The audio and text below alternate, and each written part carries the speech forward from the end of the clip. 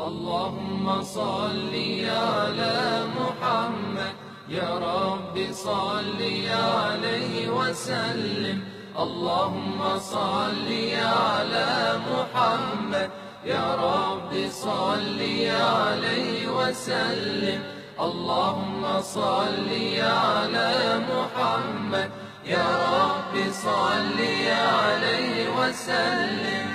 وجه دنيانا لباك بالدموع الساجئات يتلظى بشعاع بالرمال السافيات. وجه دنيا. بسم الله الرحمن الرحيم. السلام عليكم ورحمة الله وبركاته. kulanti wanaagsan meel kastoo naga daawanaysaan ku soo dhawaada shabakada haqabeel.com. maanta barnaamijkeena waxaanu kaga hadlaynaa 8 cunto ee nabiga kaleey salaatu wasalaam oo jeclaa inuu isticmaalo ama uu cuno. cuntooyinkaasi daawadayaal waxa kamid ah cuntada koowaad malabka. malabku wuxuu kamid yahay cuntooyinka nabigeenu jeclaa kaleey salaatu wasalaam. xadiis laga soo wariyay nabigeena kaleey salaatu wasalaam ayaa waxa uu yiri waxaan idinku ogahay laba dawo quraanka iyo malabka. cilmi baaris la sameeyay ayaa wax lagu ogaaday xanuunada uu daweeyo malabku waxa kamid ah xanuunada ku dhaca caloosha, gaaska, finanka iyo xanuunada beerka iyo waliba hargabka. cuntada labaad saliid saytuuntu waxay kamid tahay cuntooyinkii uu nabigeenu jeclaa kaleey salaatu wasalaam. saliid saytuuntu waxay u wanaagsan tahay maqaarka iyo timaha waxayna dib u dhigtaa calaamadaha gabowga. caleenta saytuunta waxaa loo isticmaalaa in lagu daweeyo caabuqa caloosha iyo kansarka maqaarka. cuntada saddexaad cinabka. cinabku wuxuu kamid yahay cuntooyinkii uu nabigeenu jeclaa kaleey salaatu wasalaam. waxa uu nadiifiyaa dhiigga sidoo kalena cinabku wuxuu sifeeyaa kaliyaha waana xoojiyaa shaqadooda. cuntada afraad waa midhaha bardaha. bardaha ama tiinku inta badan waa la qalajiyaa waxay leeyihiin dhadhan aad u macaan. daraasado lagu sameeyay midhahan ayaa lagu ogaaday inay leeyihiin faa'iidooyin badan oo dhanka caafimaadka ah. waxaana kamid ah waxay hoos u dhigaan dhiigkarka sababtoo ah waxa ku jirta macdanta potassium-ta loo yaqaano. waxay caawiyaan lumista miisaanka. waxay ka hortagaan kansarka ku dhaca naasaha. intaa waxa dheer midhaha barduhu waxay daweeyaan qaar kamid ah xanuunada ku dhaca caloosha.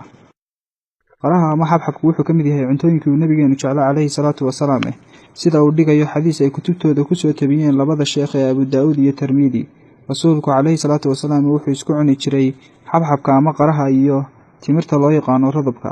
qaraha waxaa lagu qiyaasaa 290% inuu yahay biyo.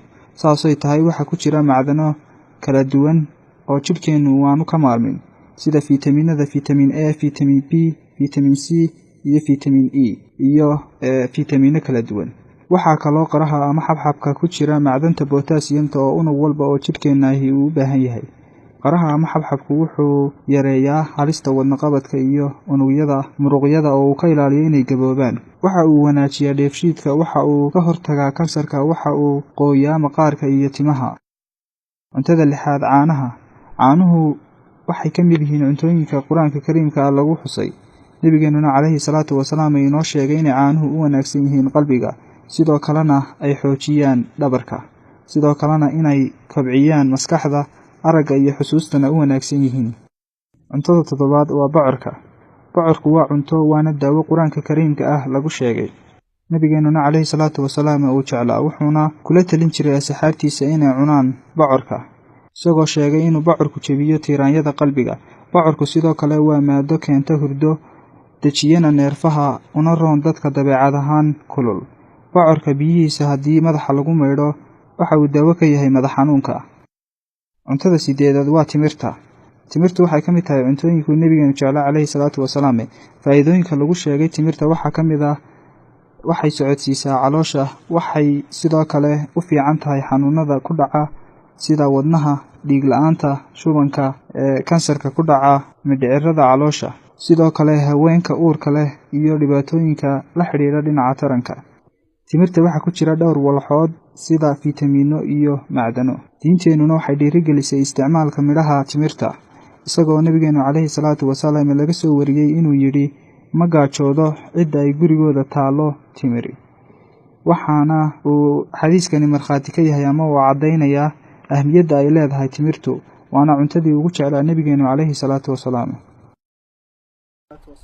waa tahay daawadayaal barnaamijkaasi aadka muhiimka u ah waxaan filayaa inaad ka faa'iidaysateen waxaan idinla socodsiinaya anigoo ah Fuaad Cabdirashiid Aadan dhinaca kamaraduna waa injineer Maxamed Cabdilaahi Maadey intaynu barnaamij lamida ku kulmayno waxaan idinkaga tegaynaa sidaas iyo salaamullaahi calaykum waraxmatullaahi wabarakaatuh. Allahumma salli ala Muhammad ya Rabbi salli alayhi wa sallim. Allahumma salli ala Muhammad ya Rabbi salli alayhi wa sallim. Allahumma salli ala Muhammad ya Rabbi salli alayhi wa sallim. وجه دنيانا لباك بالدموع الساجئات يتلظى بشعاع بالرمال السافيات وجه دنيانا